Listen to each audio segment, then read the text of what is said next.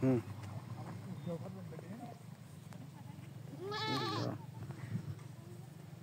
দারুন দারুন।